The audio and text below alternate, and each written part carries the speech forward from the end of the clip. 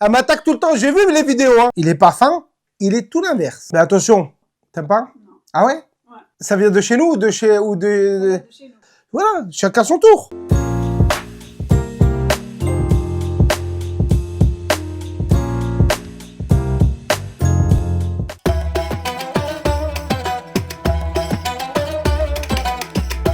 Salut Internet et bienvenue dans cette nouvelle vidéo. Aujourd'hui, c'est spécial Ramadan. Ces pâtisseries, il faut savoir que on les mange principalement pendant le Ramadan.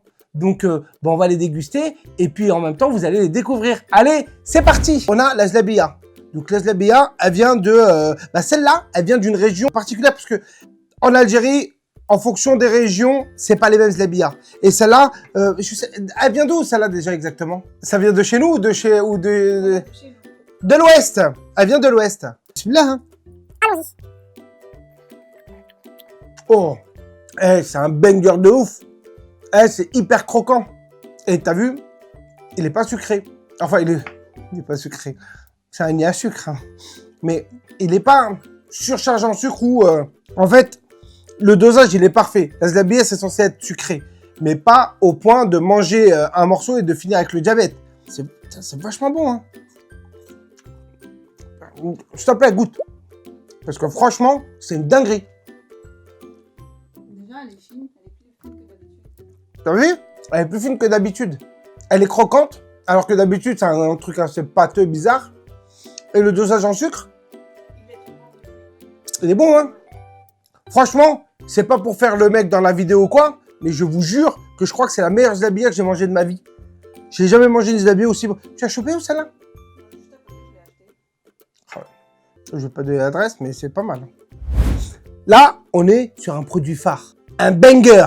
C'est-à-dire que quand on parle de l'Algérie, quand on parle de sucrerie, quand on parle de les bonnes saveurs, c'est la chemia. Dit autrement, kalbelleuse. Ça dépend des régions. Nous, dans notre région, on dit chemia. Mais tout le monde est d'accord, n'importe quelle région, on est d'accord que c'est un banger et que c'est vachement bon. Et que c'est reconnu par tout le monde, même les gens qui sont pas algériens. Qu'est-ce que vous voulez que je vous dise? On a la meilleure des pâtisseries, c'est celle-là. C'est la chemia, dit kalbelleuse. Allez, on va goûter et on va voir si celui-là est vraiment bon. Parce que c'est pas si facile que ça de le préparer. Bismillah. Je valide. Il est très très bon. Je vais transférer ça à ma femme, on va voir, elle va goûter et voir si elle valide. Mais je valide que c'est bien fait, il est bien, le jus a bien été absorbé, il est bien sucré, pas trop sucré. Ouais, pas mal. De toute façon, même quand c'est un peu raté, c'est toujours un banger tellement que c'est exceptionnel ce gâteau. Ce gâteau-là, c'est the best of the best. Mais attention, à manger avec modération. Parce que on mange ça, faut faire une prise de sang le lendemain. Hein. Risque de diabète. Donc là, pour ce nouveau produit, c'est sherbet.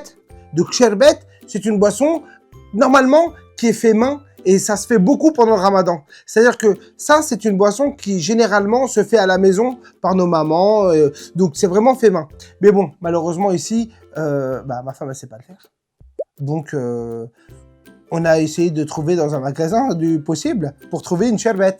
Voilà. Et... Ouais, j'attaque. J'aime bien attaquer de temps en temps. Il faut bien attaquer de temps en temps. C'est normal. Elle m'attaque tout le temps. J'ai vu les vidéos, hein. Je les ai vues, hein, les vidéos finies, diffusées. J'ai vu qu'elle me bannait. Donc, de temps en temps, moi-même, je peux banner, mais verbalement, direct. Voilà. Chacun son tour. Donc, c'est sherbet. On a dû l'acheter. Arrête de regarder la bouteille. C'est bon, je vais t'en donner. T'inquiète pas. D'abord, je goûte. Je lui donne mon avis et après, elle va boire. Elle adore ça. Bismillah.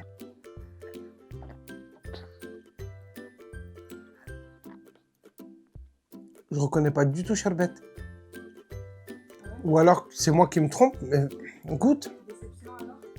Ouais, déception fort. Ah, il y a 12 fleurs d'oranger. Ouais. Il y a trop de fleurs d'oranger là. Ah, c'est pas sherbet, ça. Bah franchement, en tout cas, j'ai pas le souvenir d'avoir sherbet. Respectez la recette. C'est censé être une citronnade. Là, il y a plus de fleurs d'oranger qu'autre chose. Déception. Ouais, non, je valide pas, je suis désolé. Ça rappelle pas du tout mon enfance, ça rappelle pas les souvenirs de sherbet. Franchement, c'est bourré de fleurs d'oranger et c'est pas la citronnade que je connais. Désolé, pas validé. Je ne veux fâcher personne, hein. Mais bien évidemment, c'est des aides. Donc, je présente le fameux mokrot qu'on mange très souvent pendant Ramadan, après manger, quand on sort le thé, le café, juste après manger. C'est de la pâte, donc c'est de la semoule qui recouvre de la pâte de date, donc avec du miel. Donc, on va voir ce que ça donne, parce qu'il faut savoir que ça n'a pas été fait maison. On les a achetés. Donc, on va voir si monsieur les a bien fait. Bismillah. Franchement bon, non? Franchement, c'est vachement bon. C'est suffisamment dur, mais pas dur pour que, tu vois, c'est dur comme on souhaiterait pour le mokrot. Tiens, là, il y a moins de dates. Attends, on va voir. Ouais, elle est bonne, hein. Franchement, elle est bonne du ouf. Tu as un goût? Tu sens la date? Ouais. T'as vu? Tu sens bien la date, hein. On valide la recette. Franchement, bravo, monsieur le mokrotier. Vous êtes très très fort. Alors là, on passe à un gâteau assez drôle. Parce que ça, concrètement, pour vous, ça, c'est des churros. Mais pour nous, ça s'appelle le benen. Pourquoi? C'est une bonne question. J'ai pas la réponse. Moi-même, ça s'appelle le benen. Donc, c'est des churros trempés dans du miel. Ni plus ni moins. Mais, vu que c'est fait par des mains de la maman, des mamans qui ont l'habitude de la cuisine et de la pâtisserie, ça donne du goût comme pas possible. Donc, on passe à la dégustation. Let's go! Il est pas ouf. Franchement, là, il est pas ouf. J'en ai goûté des meilleurs. Mais, C'est beaucoup plus foncé que ça. C'est ouais. pas cette couleur. Exactement. Ouais, normalement, c'est censé être beaucoup plus foncé. Ah non. On est d'accord, hein? Là, pour le coup, c'est vraiment du churros au miel. Voilà.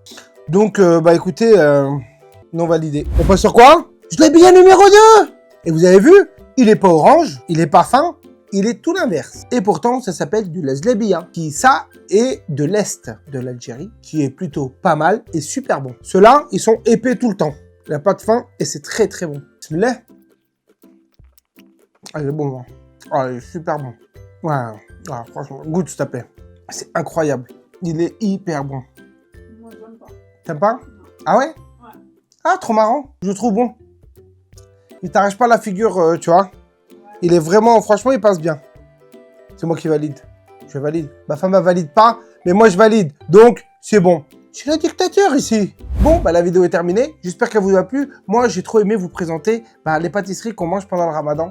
Et en plus, ça vient de chez moi. Ça fait encore d'autant plus plaisir de vous présenter ces pâtisseries. On n'hésite pas, on s'abonne, on met un commentaire sur les produits, sur les pâtisseries. Quelle pâtisserie vous aimez pendant le Ramadan? Parce qu'il y a plein de pâtisseries autres qu'on aime pendant le Ramadan et qui viennent pas forcément de chez moi. Bah, il me reste plus qu'une chose à vous dire. Prenez soin de vous, de vos familles. Et puis, ben, on n'oublie pas. Je vous aime. Mais attention, pas plus que moi. Allez, peace!